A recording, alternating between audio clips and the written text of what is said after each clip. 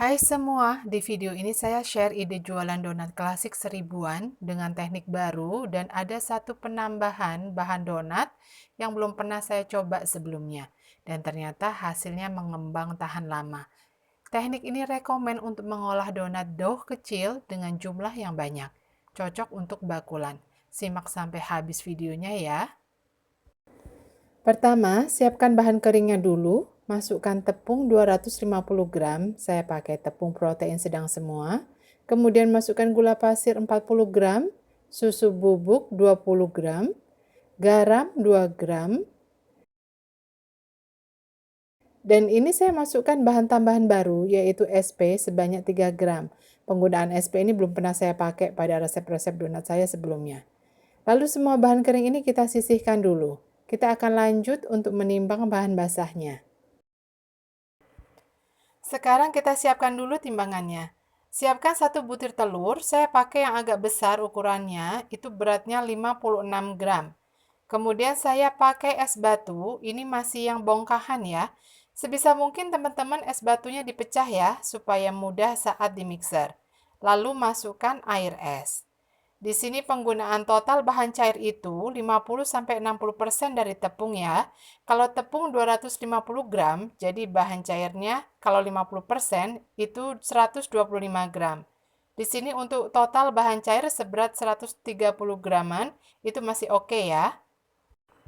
Lalu siapkan juga mentega 30 gram. Kemudian masukkan semua bahan basah ke dalam mangkok bahan kering. Masukkan juga menteganya. Ini saya menggunakan metode all-in-one tapi minus ragi. Raginya belum saya masukkan ya.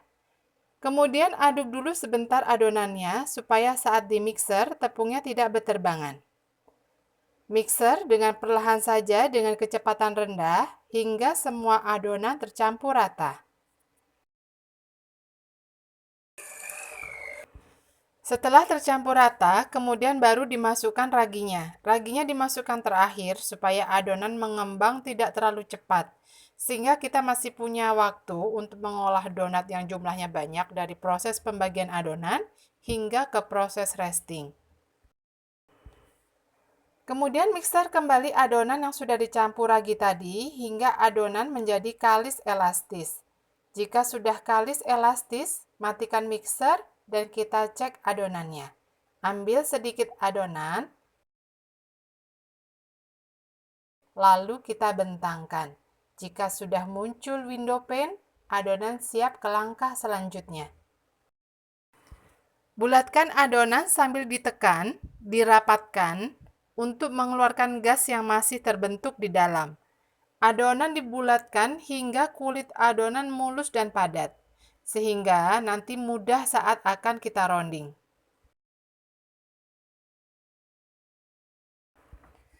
Setelah adonan sudah mulus dan minim gelembung, lalu kita akan bagi-bagi adonan.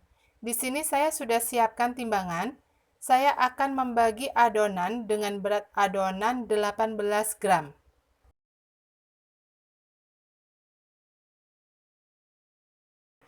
Nah, untuk berat adonan 18 gramnya sebesar ini ya.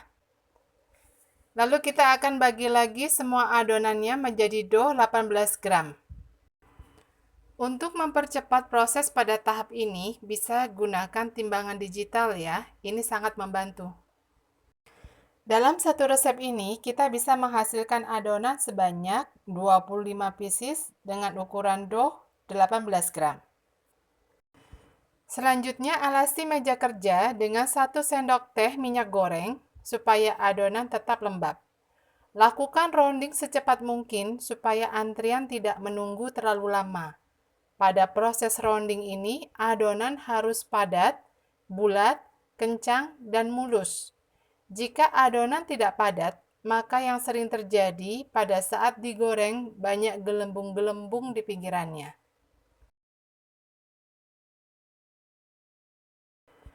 Saat rounding, adonan bisa dihentakkan supaya mengurangi gelembung. Padatkan dan bulatkan kembali hingga adonan mulus. Jangan lupa cubit-cubit bagian bawah adonan supaya adonan terkunci. Selanjutnya, resting adonan hingga adonan terlihat lebih besar, sedikit lebih ringan, dan kulit masih mulus. Saya mengistirahatkan adonan dalam wadah yang transparan agar mudah untuk ngeceknya.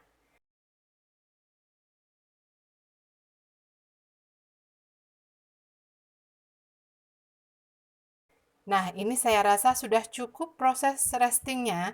Selanjutnya kita akan masuk ke tahap degazing. Ambil adonan, mulai dari yang pertama dibulatkan, lalu balurkan pada tepung. Untuk mencetaknya, bisa gunakan bantuan rolling pin. Tekan pelan adonan hingga berbentuk bulat.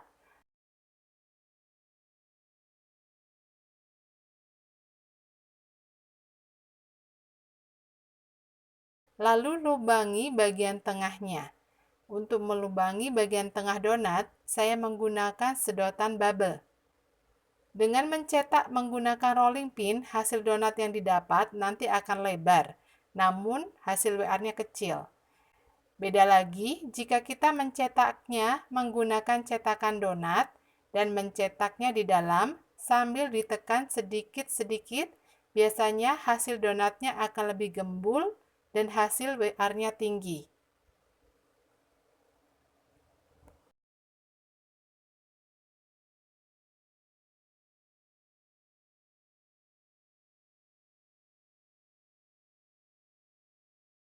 Selanjutnya kita akan proofing adonan. Untuk waktunya disesuaikan dengan kondisi suhu ruang masing-masing.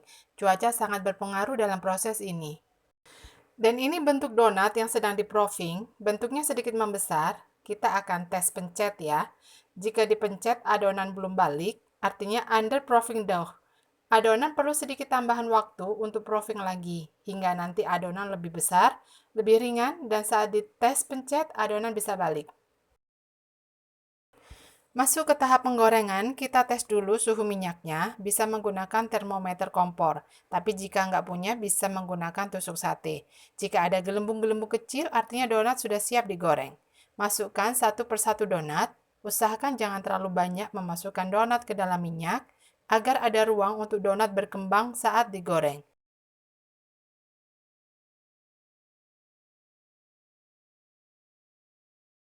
Saya menggunakan teknik sekali balik, supaya donat tidak terlalu menyerap banyak minyak.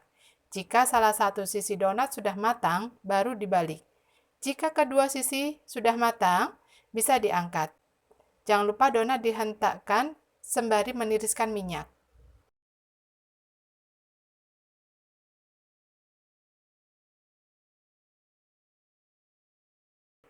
Setelah donat dingin, campurkan dengan gula donat. Masukkan gula donat dalam wadah, lalu kocok agar gula donat tercampur rata.